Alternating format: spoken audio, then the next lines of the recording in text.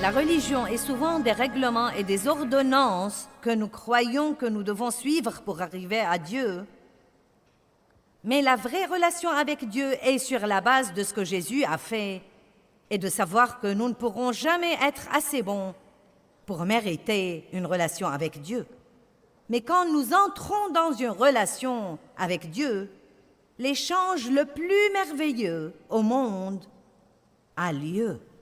Nous avons l'occasion de lui donner tout ce que nous avons, et qui est normalement moins que rien.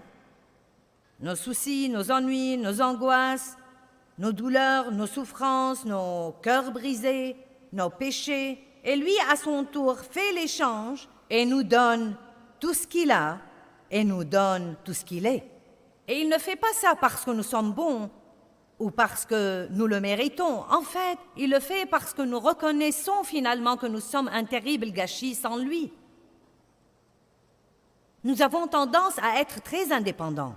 Nous voulons avoir l'impression que nous gagnons et que nous méritons. Nous grandissons en apprenant ce système-là. Mais dans l'économie de Dieu, tout vient par la grâce, par la foi. Même votre grande foi n'est pas le prix qui achète les bénédictions de Dieu. Votre foi est la main qui reçoit simplement ce que Jésus a déjà payé. La Bible dit que tous ont péché et n'atteignent pas à la gloire de Dieu, tous. Pensez à une ligne à haute tension.